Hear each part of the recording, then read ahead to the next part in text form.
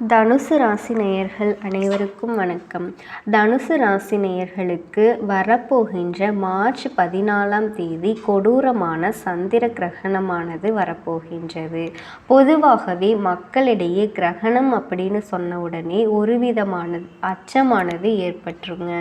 காரணம் என்னன்னா, கிரகணமானது ஏதாவது ஒரு வகையில் மனிதர்களோட வாழ்க்கையில் தாக்கத்தை ஏற்படுத்தி தரக்கூடிய வகையில் அமையலாங்க. சில நேரங்களில் கிரகணத்தின் மூலமாக நல்லதும் நடக்கலாம், பல நேரங்களில் கிரகணத்தோட மூலமாக மோசமான விளைவுகளையுமே நம்ம சந்திக்கலாங்க.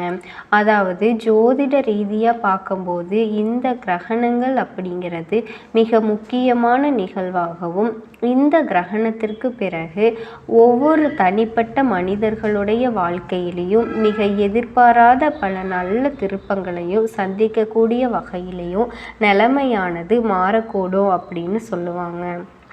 ஸோ அந்த வகையில் தான் மேச ராசி நேயர்களோட வாழ்க்கையில் இந்த ஒரு சந்திர கிரகணத்திற்கு பிறகு நிலைமையானது உங்களுக்கு எப்படி மாறப்போகுது, தொழில் ரீதியாக ஏதாவது முன்னேற்றகரமான சூழ்நிலை இருக்குமா, இல்லை இப்போ செஞ்சுட்டு இருக்கக்கூடிய தொழிலையே நம்ம இன்னும் கண்ணும் கருத்துமாக இருக்கணுமா, ஏதாவது இன்வெஸ்ட்மெண்ட் இப்போ பண்ணால் அதில் நமக்கு லாபமானது கிடைக்கக்கூடுமா, அது மட்டும் கிடையாதுங்க.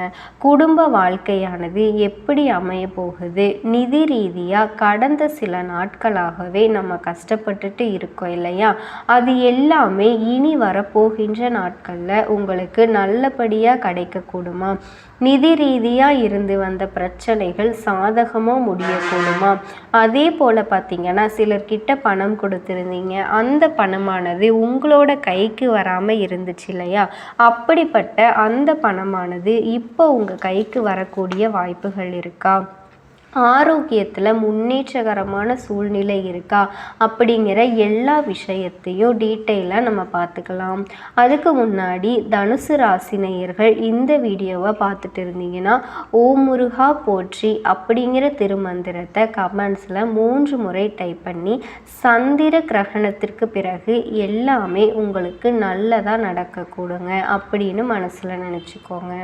மேலும் இந்த சந்திர கிரகணத்தின் மூலமாக உங்களுக்கு எந்தவித தோஷ பாதிப்புகளும் ஏற்படக்கூடாது அப்படின்னு நீங்கள் நினச்சிங்கன்னா சந்திர கிரகணம் முடிஞ்சதுக்கு அப்புறமா நீங்கள் குளிக்கக்கூடிய தண்ணீரில் இந்த 2 பொருளை கலந்து குளிச்சுட்டு வாங்க.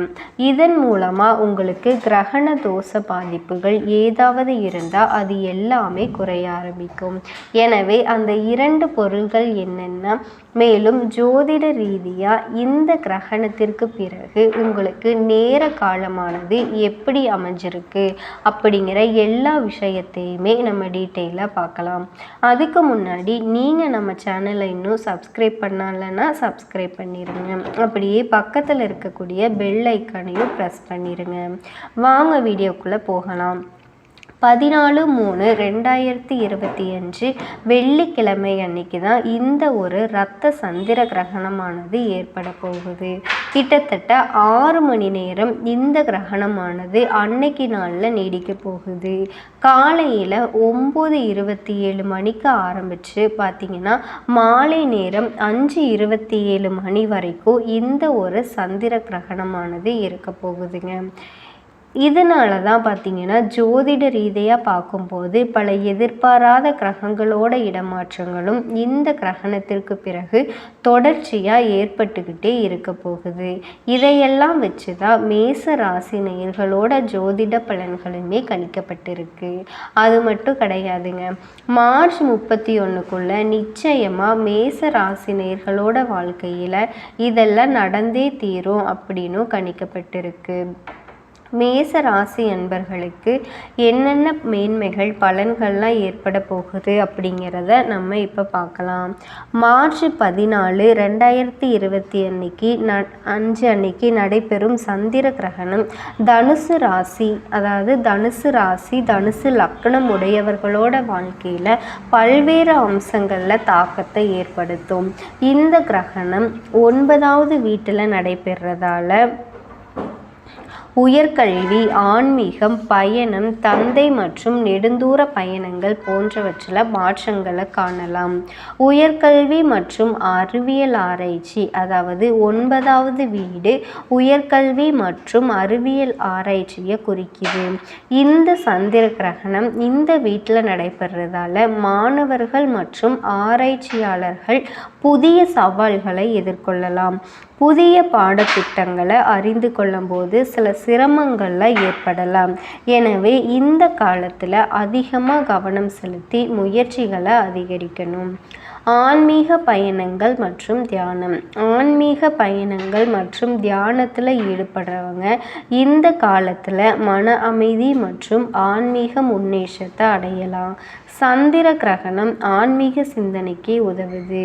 எனவே தியானம், யோகா போன்றவற்றில் ஈடுபடுவது ரொம்பவே பயனுள்ளதாக இருக்கும். தந்தை மற்றும் மூத்தவர்கள் வழியில், அதாவது தந்தை அல்லது குடும்பத்தில் மூற்றவர்களோட ஆரோக்கியத்தில் சிறிய சிரமங்கள்லாம் ஏற்படலாம். அவங்களோட ஆரோக்கியத்தை கவனித்து தேவையான மருத்துவ ஆலோசனைகளை பெறுவது ரொம்பவே முக்கியம். நெடுந்தூர பயணங்களுக்கு திட்டமிடுறவங்க இந்த காலத்தில் சில தாமதங்கள் அல்லது தடைகளை எதிர்கொள்ளலாம். பயணத்தின் போது பாதுகாப்பையும் உறுதி செஞ்சு முன்னேற்பாடுகளையும் செய்யணும்.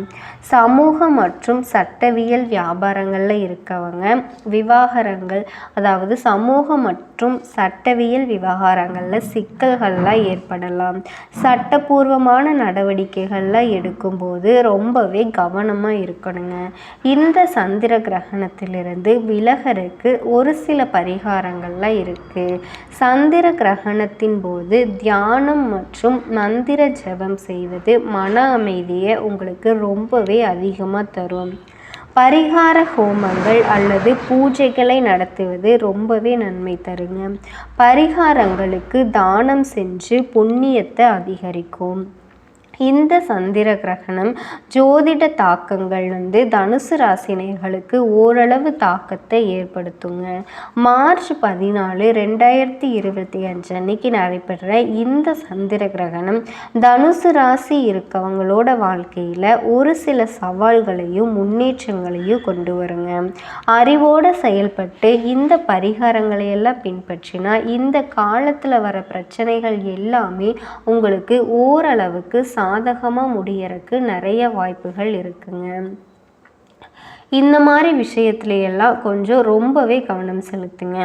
அதே மாதிரி இந்த ஒரு சந்திர கிரகணமானது பார்த்திங்கன்னா வெள்ளிக்கிழமை அன்னைக்கு வருது. அந்த வெள்ளிக்கிழமை மாலை நேரத்தில் ஒரு 6 மணிக்கு மேலே கிரகணம் முடிஞ்சிருதுங்க. கிரகணம் முடிஞ்சதுக்கப்புறமா உங்கள் வீட்டில் இருக்கக்கூடிய அனைவருமே கட்டாயமாக குளிக்கணும். அதுவும் தனுசு ராசி நேயர்களாகிய நீங்கள் கட்டாயமாக குளிச்சே ஆகணுங்க. இல்லை நான் காலையிலேயே குளிச்சிட்டேன் அதனால் திரும்ப குளிக்கலை அப்படின்னு சொல்லாதீங்க.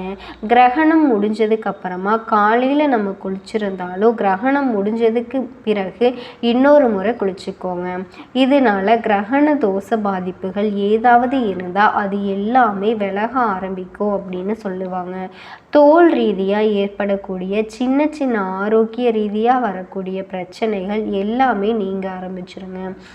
அதோட நம்ம மேலே இருந்து வந்த கெட்ட சக்திகள் எல்லாமே நீங்க ஆரம்பித்து ஒரு நல்ல பாசிட்டிவிட்டியானது ஏற்படும் அப்படின்னு சொல்லுவாங்க. அதுக்கு நீங்கள் குளிக்கக்கூடிய தண்ணீரில் கொஞ்சமாக கல்லுப்பு மஞ்சளை கலந்து அந்த தண்ணீரை நீங்கள் குளிச்சுட்டு வாங்க. இதன் மூலமாக பார்த்தீங்கன்னா உங்களுக்கு ஒரு முழுமையான நல்ல ஒரு நேர்மறை ஆற்றலை பெற்றுக்கொள்ள முடியும்.